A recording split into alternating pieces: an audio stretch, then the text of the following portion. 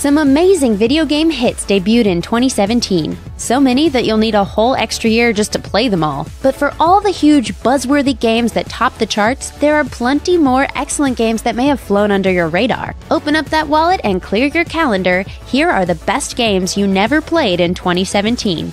Lone Echo. While the Oculus Rift, HTC Vive, and PlayStation VR platforms are still around, they've remained relatively niche products with an audience that's mostly techies and hardcore enthusiasts. No.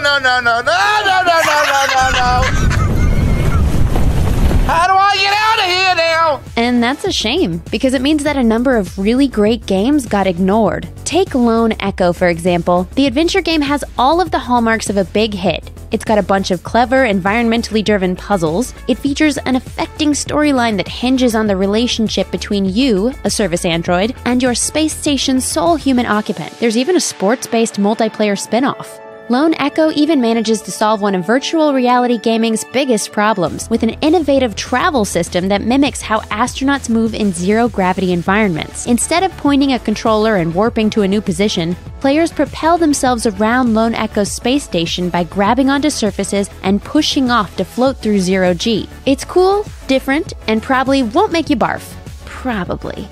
Lone Echo won Best VR Game at E3 2017 for a reason, and when or if virtual reality becomes more mainstream, make sure you check it out. Dishonored: Death of the Outsider.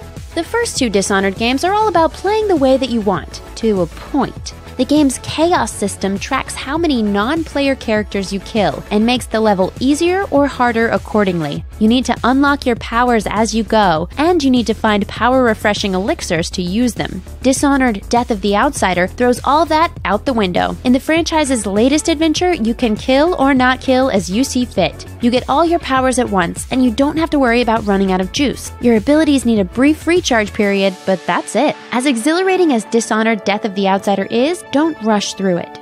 This might be the last Dishonored adventure you get to play for a while. Death of the Outsider wraps up the story that began all the way back in the franchise's first game, and future installments will focus on new characters, if there are any more Dishonored games at all. Right now, Arcane Studios' creative director Harvey Smith isn't sure. If this truly is the end, Dishonored: Death of the Outsider is a worthy send-off for the series. Plot-wise, Death of the Outsider may not reach Dishonored 2's lofty heights, but it's a well-made game all the same. Don't miss it.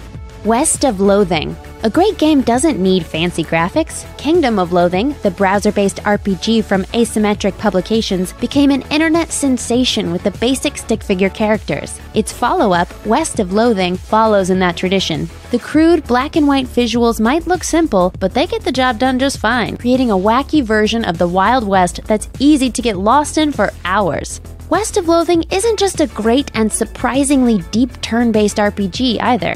It's also one of the funniest video games ever made. Interactive humor is hard to pull off, but West of Loathing doesn't seem to have any trouble in the laughs department. Item descriptions, which are disposable in most RPGs, are hilarious. The skills you learn, like, say, mostly scabs, which you get by running into cacti, are pleasantly ridiculous, while branching dialogue options make you part of the joke. Even the settings menu is funny. How often does that happen? West of Loathing isn't hard or genre-changing or particularly well-balanced. But who cares? Every second of the game is a joy.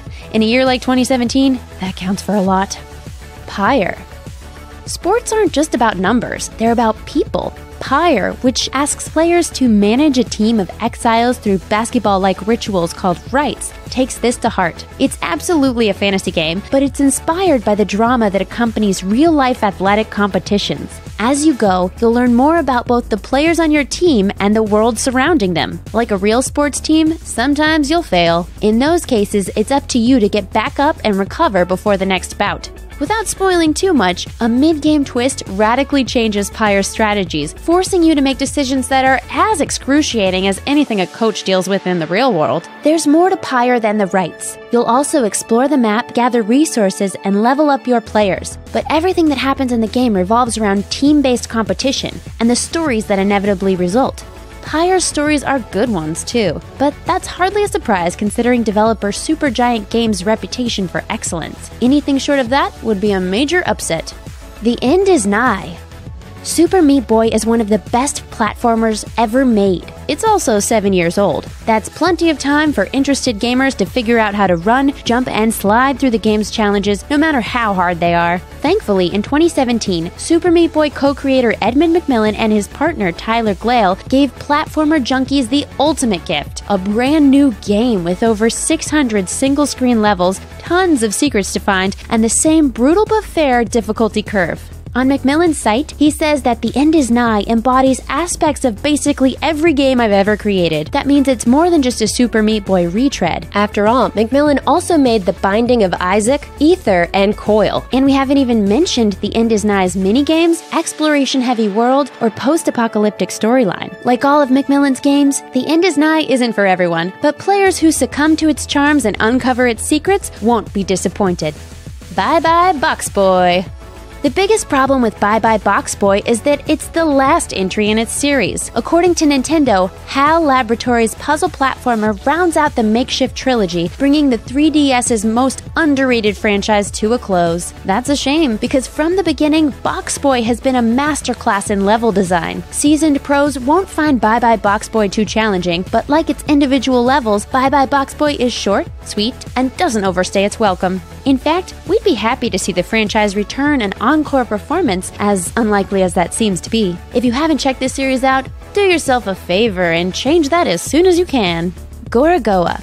A 6-year development cycle for a game that only lasts a couple of hours? You better believe it. Jason Roberts, an artist and former software engineer, started making Gorogoa way back in 2011. It didn't hit PCs, iOS devices, or the Nintendo Switch until December 2017. So what took so long? Open up Gorogoa and you'll know instantly. Roberts hand drew every single piece of Gorogoa's artwork, and with up to 4 pictures per level, there's a lot of it. And though the game's premise might be simple, find a way to combine or link all of the images to create something more than the sum of its parts, the pictures are anything but. Gorogoa is both gorgeous and amazing. So yes, Gorogoa took a long time to make. Roberts admits that he probably could have been more disciplined during its production. He ran out of money for the project twice. And even though it's not a very long game given how much time it took to make, it doesn't really matter. You've certainly never played a game quite like Gorogoa, and we can't wait to see what Roberts has in store next. Hopefully, it won't take quite as long to see it. Well, we're waiting. Reigns, Her Majesty. If Game of Thrones meets Tinder sounds like your idea of a good time, check out Reigns, Her Majesty, the interactive fiction app from Devolver Digital. As the ruler of an unnamed kingdom, you're presented with a number of quests, pleas, and warnings from your subjects and members of your court. Swiping right makes one decision, swiping left makes another. Every choice affects at least one of 4 meters, which measure your popularity with the church, the public, and the military, and let you know how much money sits in the royal coffers. If any one of the meters gets too high or too low, your monarch dies a grisly death, and you move on to the next person in the line of succession. Reigns from 2016 established the formula, while Reigns, Her Majesty improves on it in every way. This follow-up lets you play as a queen instead of a king, providing your ruler with a whole set of obstacles. Medieval fantasy kingdoms aren't exactly bastions of gender equality after all. That in turn gives writer Leah Alexander opportunities to engage in some sly social commentary. An astrology system and inventory also makes the game more strategic. Scenario cards are better written and have clearer consequences, making the game fair. You might be a fantastic ruler, you might be a terrible queen. Either way, Reigns, Her Majesty certainly won't leave you bored. Doki Doki Literature Club. If you think you know how Doki Doki Literature Club is going to go, think again. On the surface, it looks like a zillion other dating simulators, casting you as a teenage boy surrounded by cute anime girls. It's your job to woo one of them. Maybe you'll choose Sayori, your peppy and clumsy best friend. Or what about Natsuki, who appears abrasive but secretly has a heart of gold? Perhaps Yori, the introverted nerd, is more your type. And there's always Monika, who seems genuinely friendly. No matter who you choose, you'll try to win her heart by writing poetry. So far, so standard, right? And then things go horribly wrong. Saying much more would ruin the experience, but suffice it to say that Doki Doki Literature Club doesn't just break the fourth wall, it shatters it completely. If you passed on Doki Doki Literature Club because of its cutesy vibe, give it another look. And if you think that games devoted to seducing schoolgirls are inherently creepy, watch out, you ain't seen nothing yet. Rhyme.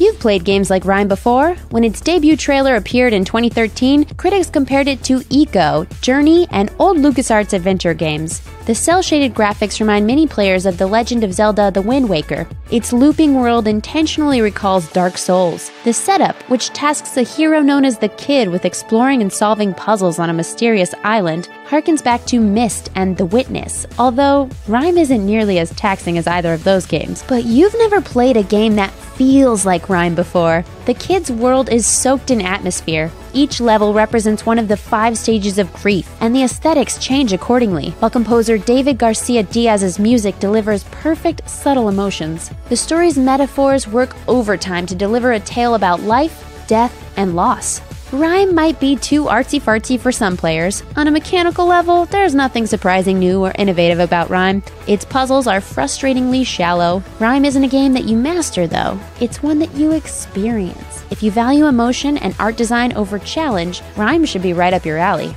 Thanks for watching! Click the SVG icon to subscribe to our YouTube channel. Plus, check out all this other cool stuff we know you'll love too.